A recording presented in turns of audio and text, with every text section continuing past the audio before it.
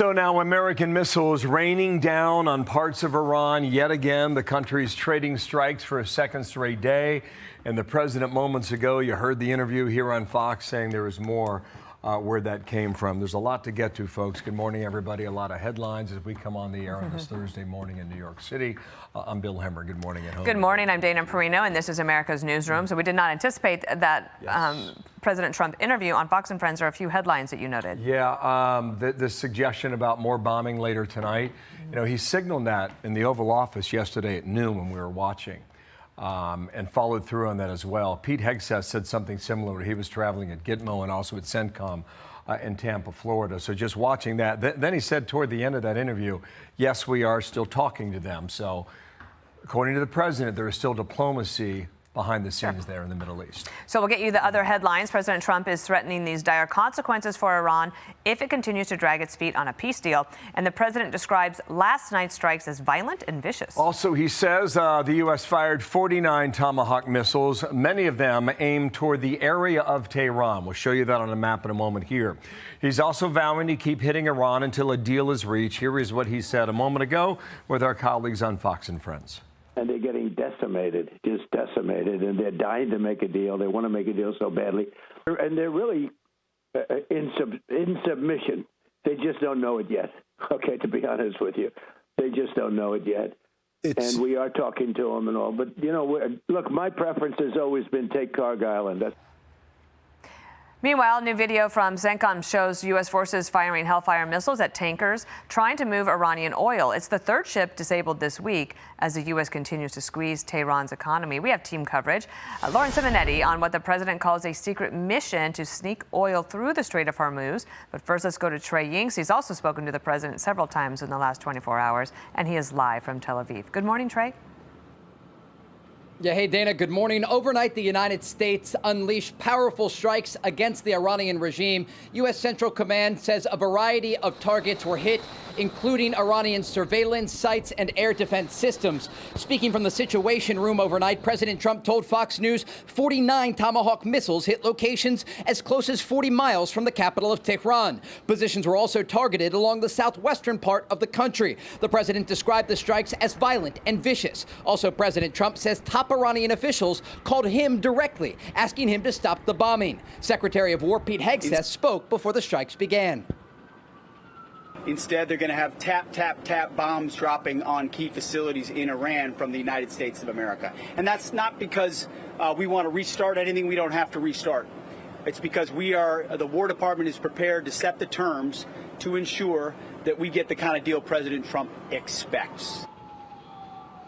Now, in response, the Iranians launched ballistic missiles at U.S. forces in Kuwait and Bahrain, as well as Jordan. The Jordanian army says they took down 20 incoming missiles. Today, the Iranians are saying they're going to close the Strait of Hormuz. They've said this before, but we learned yesterday the United States was still getting millions of barrels of oil out of the Persian Gulf, even as the Iranians were making these statements. And so a significant development here, though, just last hour, as President Trump was on Fox and Friends and also posting on True Social, he says he's going to hit the Iranians again tonight and later may take Kharg Island.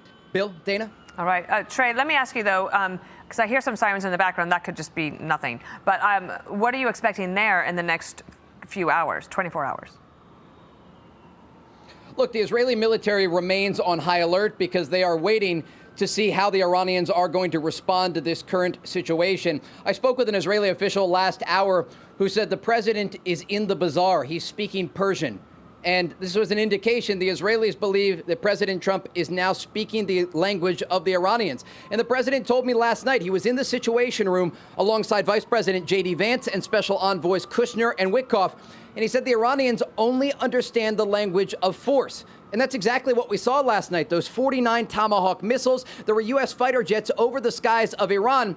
Within hours, the Iranians again lost control of the skies of their own country. And what we saw were shaping operations by U.S. Central Command. They were going after the radar systems and the air defense that remains inside the country. This is a message to Tehran. Sign the deal or the bombing campaign will continue and you can't defend yourselves. Guys? Trey Yingst, thank you, and please come back if you have any other breaking news. Bill? Hey, Dana, let's go ahead and show you what we have now on the maps and what's transpired from U.S. Central Command on Wednesday. Self-defense strikes described by the United States, and here's what happened overnight.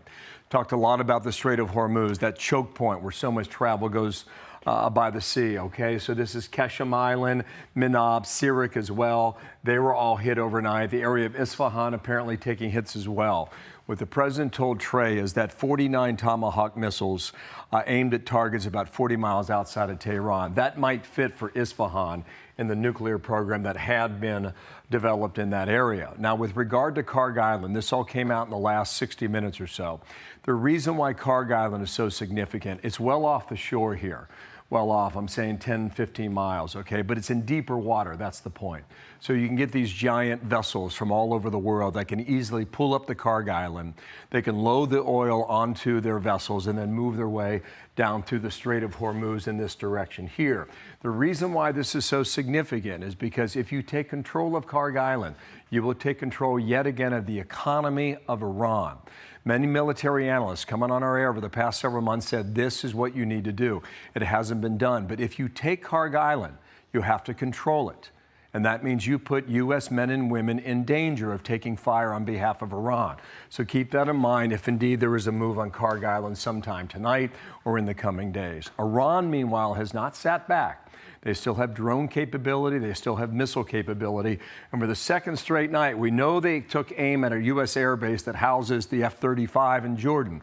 We know overnight they've gone after the Fifth Fleet, again here stationed in Bahrain, and they've taken aim at Kuwait as well. The Kuwaitis are saying just about 2 hours ago that they engaged 24 incoming drones over the past 48 hours time, 24 drones in for Kuwait. Now, with regard to our firepower, I know there's a lot on this map.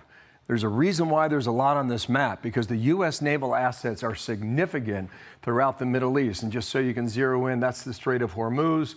Here's Tehran approximately up there in that part of the map.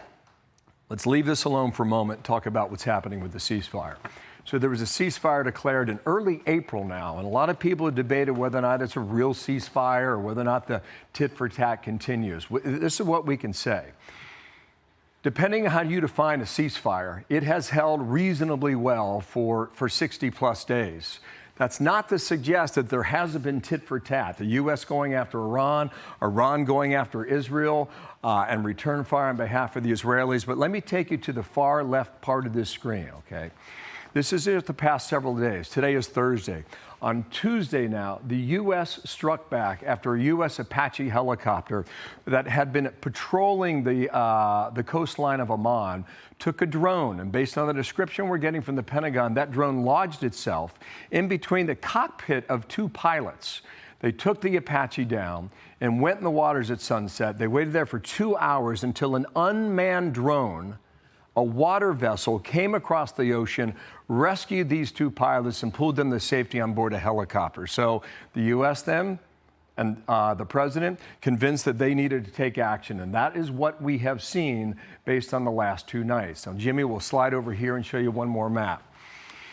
So we talked a lot about the Strait of Hormuz. This is the U.S. blockade, which still exists today, okay? It was established here off the eastern tip of Oman, heading right over to the border between Iran and Pakistan.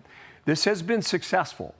Okay, if you look at the numbers here, 9 vessels have been disabled, meaning they were taking warning signs on behalf of the U.S. military not to go to an Iranian port, not to make a visit, not to make a stop. And apparently, for whatever reason, those vessels did not listen, and they were engaged and disabled, including one in the last 24 hours that apparently is flying under an Indian flag. We'll try and confirm that in a moment here. In the meantime, you had 135 ships.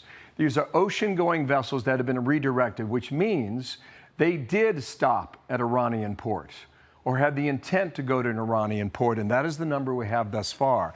There's some video here of the Gulf of Oman out of one of those vessels. These are huge ocean-going craft. They can stay at sea for months at a time, go all over the world. This is some video that CENTCOM had shared with us showing that vessel being disabled. So hope all of that gives you a bit of perspective for where we think this conflict is at the moment on this Thursday morning. With that, I'll go back to Dana across the room. An excellent recap. Thank you so much. And let's bring in retired Navy SEAL officer Mike Sarraille. I want to ask you about just militarily in terms of the strategy of announcing that strikes are coming, because sometimes you have the element of surprise. But now, what does this do? I guess it possibly is to try to get them to come to the table before they get hit?